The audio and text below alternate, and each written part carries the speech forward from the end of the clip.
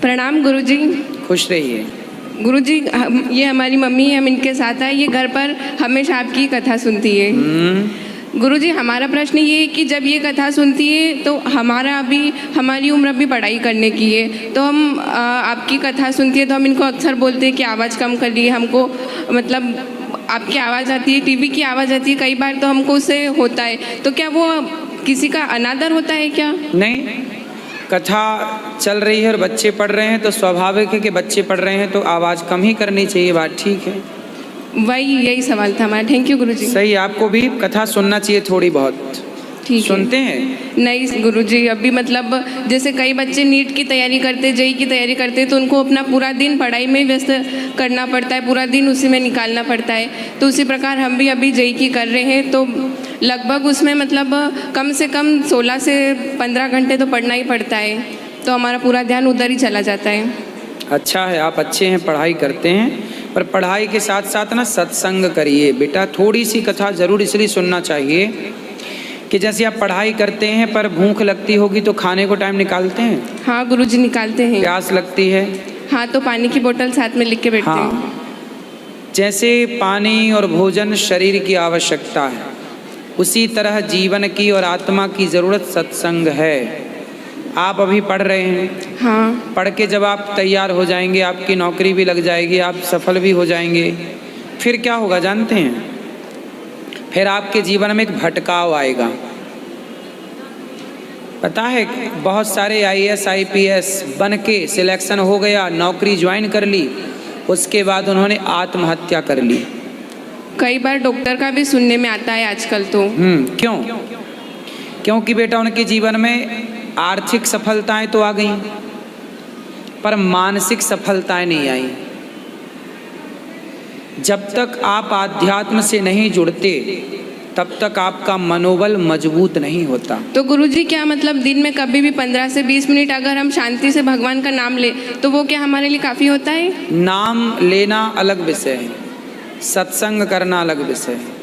सत्संग करेंगे तो नाम लेने में मन लगेगा, सत्संग नहीं तो नाम लेने में मन नहीं। या फिर आप सत्संग नहीं करते तो आप रामचरितमानस पढ़ना स्टार्ट करिए, ठीक है? रामचरितमानस पढ़िए। यदि आप पढ़ते हैं गीता, रामायण, रामचरितमानस इत्यादि, तो फिर आप ठीक हैं, ठीक है? यदि आप सत्संग से नहीं जुड़े, गीता भागवत से नहीं जुड़े, तो निश्चित आप सफल होकर के कल उदास ही होंगे, क्योंकि जीवन में सब कुछ होने के बाद भी आज व्यक्ति तनाव में है, उदास है, परेशान है। क्यों? जब सफलता आ ही गई तो उदासी क्यों? सर गुरुजी, वो मानसिकता की वजह से। क्यों ऐसा मन बना? सत्संग ना करने का ये दुष्प्रभाव है। इसलिए सत्संग थोड़ी ही, 1 घड़ी आधे घड़ी करना चाहिए। इससे आपका मन बिल्कुल ठीक होता चलेगा और जब आप सफल होंगे तो आप प्रसन्न होंगे, ना कि तनाव में। जब आपके जीवन में संकट आएगा तो आप अच्छे निर्णय ले सकते हैं। जो सत्संग से नहीं जुड़ा वो गलत निर्णय ले लेता है। धन्यवाद गुरुजी।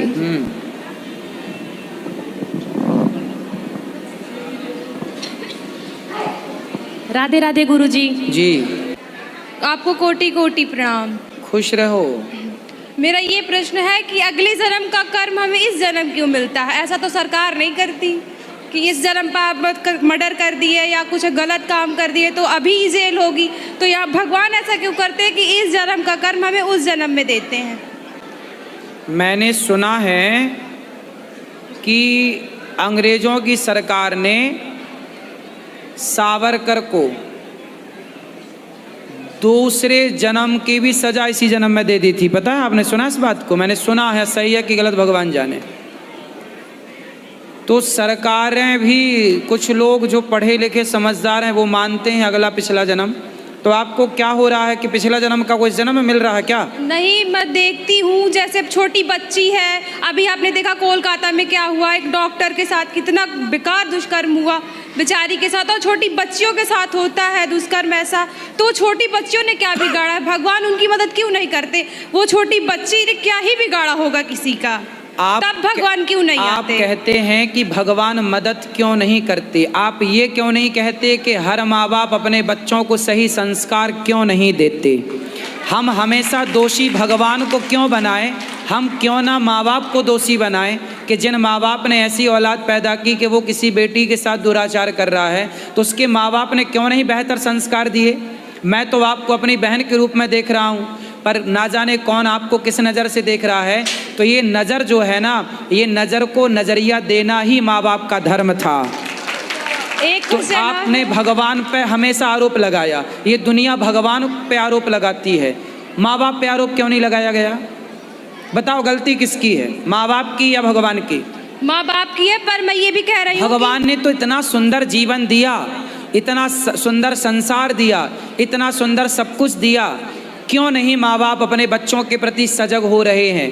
क्यों नहीं बच्चे के प्रति माँ बाप जिम्मेदार हो रहे हैं? आजकल माँ बाप लापरवाह हैं, बच्चे मोबाइल पे कमरे में घुसे घुसे कुछ भी देख रहे हैं, माँ बाप को कुछ नहीं पता।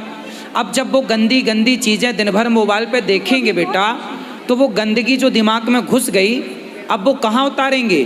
तो छोटी बच्ची मिले या बड़ी मिले, अरे बच्चियों का तो छोड़ो, बूढ़ी बूढ़ी 80-80 साल की बूढ़ी स्त्रियों का भी दुराचार हो जाता है कई बार।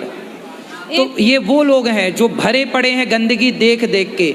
अब सरकार क्यों नहीं करती कि सारे मोबाइलों पर सोशल मीडिया से गंदी तस्वीर, गंदे चित्र, गंदी वीडियो हटवाए? हमेशा भगवान दोषी क्यों, सरकार और माँ बाप दोषी क्यों नहीं? आप बताओ, आप जो मोबाइल पर देखती हो या जो भी देखते हैं, जो गंदगी मोबाइल पर है, वो कौन हटवाएगा, भगवान या गवर्नमेंट? गवर्नमेंट हटवानी। तो वो गंदगी होना सही है या गलत है? गलत है। तो क्यों नहीं हट रही है वो गलत चीज़? क्यों नहीं हट रही है सरकार, क्यों नहीं हटा रही है? और दोष हम भगवान पे दे रहे हैं, लोग भगवान पे आरोप लगा रहे हैं। भाई राजा भी तो दोषी है। क्यों हमारे देश में ये गंदी फिल्में चल रही हैं? क्यों हमारे देश में अश्लील पिक्चर बना रहा है बॉलीवुड? बॉलीवुड का भी तो कसूर है। बलात्कार करना किसने सिखाया? बॉलीवुड ने सिखाया। कैसे रेप किया जाता पूरा सीन दिखाया उन्होंने। सारी पिक्चरों में बलात्कार के सीन अधिकांश पुरानी पिक्चरों में मिल जाएंगे आपको। तो लड़के जब वो देखते हैं तो उनको लगता जब उसने किया तो अपन भी करते हैं, तो वो भी करता है। भगवान को दोषी क्यों बनाते हैं आप लोग? भगवान को कटघरे में क्यों खड़ा करते हैं? बॉलीवुड को कटघरे में क्यों नहीं खड़ा करते जब वो गंदी पिक्चरें बनाता है? सरकार को कटघरे में क्यों नहीं करते खड़े जब वो गंदी गंदी पिक्चरों की इजाज़त देता है? और माँ बाप को क्यों नहीं कटघरे में खड़ा करते कि वो अपने बच्चों को अच्छे संस्कार क्यों नहीं देते? किसी बेटी के बलात्कार होने में उसके लड़के के माता पिता की गलती है, तुमने अच्छे संस्कार क्यों नहीं दिए? नारी का सम्मान करना क्यों नहीं सिखाया अपने बच्चे को? माँ बाप को भी दंड मिलना चाहिए। एक क्वेश्चन और है, मैं देखती हूँ माताओं को अक्सर ज़्यादा भेदभाव तो माताएं ही करती हैं लड़कियों के साथ, क्योंकि बच्चों को बहुत छूट देंगी लड़कों को। अगर लड़की लड़का पढ़ रहा है तो अक्सर मैं देखूंगी कि लड़कों को कभी नहीं कहेंगे कि तुम ये काम कर लो या वो काम कर लो, हमेशा लड़की को ही बोलेंगी कि नहीं जाके तुम करो। पोछा भी लगाना है, चाय बनाना, छोटे मोटे काम तो बच्चों से करवा ही सकती हैं। अगर ये जो फैला बुराइयां फैली लड़कियों के साथ, इतना लड़कों को इज्जत मांगनी पड़ती है, देता कोई नहीं है। अक्सर मैं देख रही हूँ कि महिला सशक्तिकरण चल रहा है, पुरुष सशक्तिकरण तो नहीं चल रहा है। तो माताएं, अगर माताओं के साथ गलत हो रहा है तो इसकी जिम्मेदार माताएं ही हैं, क्योंकि माताएं लड़कियों को तो बहुत सहनशील बनो, इज्जत करो सबकी, लेकिन बच्चों को अपने लड़के के साथ अगर भेदभाव लड़की के साथ हो रहा तो माता ही करती है लड़की के साथ भेदभाव।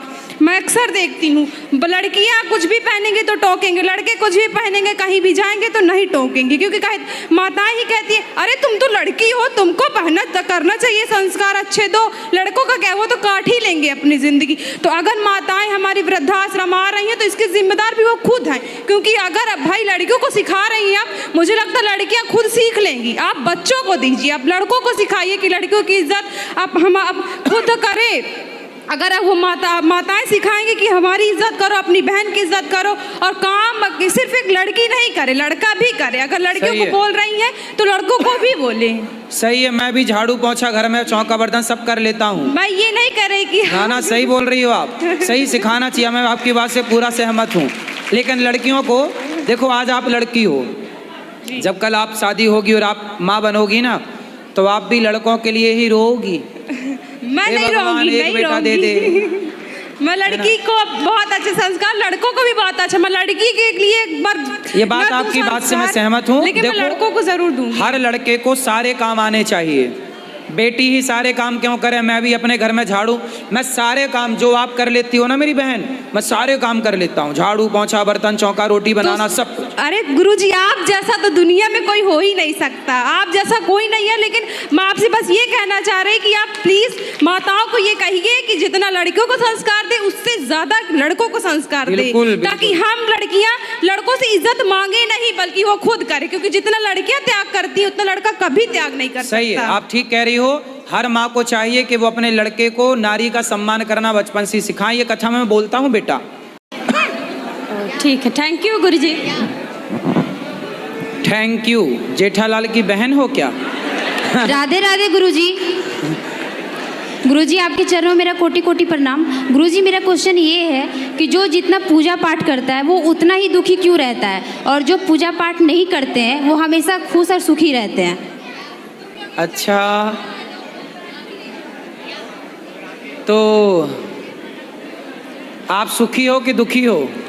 गुरुजी हमारे मम्मी पापा हमेशा पूजा में लीन रहते हैं, लेकिन मम्मी जब भी पूजा पाठ करती है तो पापा हमेशा रोकते हैं कि पूजा पाठ नहीं करो, ये नहीं करो, वो नहीं करो। मंदिर जाती है, घर में पूजा पाठ होता है तो पापा गुस्सा करते हैं।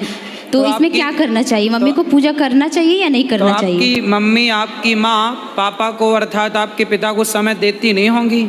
जी जी गुरुजी। नहीं देती समय? देती हैं गुरुजी। समय दें तो पति भी खुश।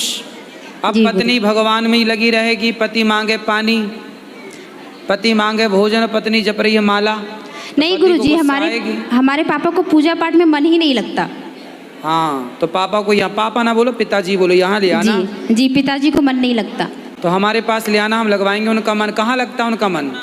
मतलब गुरुजी क्या है कि पहले वो पूजा पाठ किया करते थे, लेकिन कुछ दिन से हमारे घर में कुछ कुछ परेशानियां बनी रहती है, तो इस वजह से उनका मन मतलब ये हो गया कि हम इतना पूजा पाठ करते हैं तो भी परेशानियां हमेशा लगी रहती है, ये वो, तो इसके कारण उनका मन थोड़ा ये हो गया। जरा सी परेशानियां आने पर देखिए लोग भगवान से आस्था उठा लेते हैं। हम लोग मर जाएं फिर भी भगवान के प्रति आस्था खत्म नहीं होती। जी गुरुजी। आस्था कच्चा धागा ना हो, पक्का रस्सा हो। काहे का? वो लोहे का रस्सा नहीं आता, लोहे का, जी गुरुजी, जो क्रेनों में होता है। पक्का हो विश्वास। इसलिए विश्वास ऐसा नहीं कि जरा दुख आए अरे हमारे पे तो भगवान की भक्ति करते हैं, इसका मतलब ये छोड़ी कि हमारे पास दुख नहीं आएगा। जी गुरुजी। हमारे पास तो थोक के भाव दुख आते हैं, लेकिन भगवान की शरण में है तो बाल भी बांका नहीं होता। अर्जुन के जीवन में भी दुख आए थे, जबकि कृष्ण तो साथ चलते थे। तो पापा पिताजी से बोलना कि आके मिले मेरे से, बात करें। कौन सा दुख आया था? मतलब कुछ ना कुछ परेशानियां लगी रहती है गुरुजी। जैसे कि मतलब कुछ ना कुछ मतलब लगा ही रहता है गुरुजी, वो तुम बोल नहीं सकते हैं। नहीं बोल सकते? जी गुरुजी। ठीक है, मत बोलो फिर। तो कट्टी गुरुजी एक क्वेश्चन मेरा ये भी है कि अगर पति तीर्थ यात्रा ना कर पाए तो क्या पत्नी अकेले तीर्थ यात्रा करके पति को पुण्य मिल सकता है? काहे ना करे, पति भी करे, दोनों अच्छा, करो। पति अगर वो आने में असमर्थ है, नहीं आ पा रहे किसी कारणवश, तो क्या पत्नी अकेले आके तीर्थ यात्रा कर सकती है? तो भले ना आए। जी गुरुजी। पर पाँव दोनों है तो आना चाहिए। जी गुरुजी। और पाँव हैं जी गुरुजी तो आना चाहिए, नहीं है तो फिर पत्नी करे, ठीक है। पर पत्नी क्या करे? लूला है लंगड़ा है तो पत्नी उसका ही ख्याल रखे, नहीं वो वहाँ प्यासा भूखा मर जाए, पत्नी तीर्थ यात्रा कर रही है। जी गुरुजी। गुरुजी एक क्वेश्चन मेरा ये भी है कि अगर पितृ दोष हो या वास्तु दोष हो तो इसका निवारण कैसे किया जाए?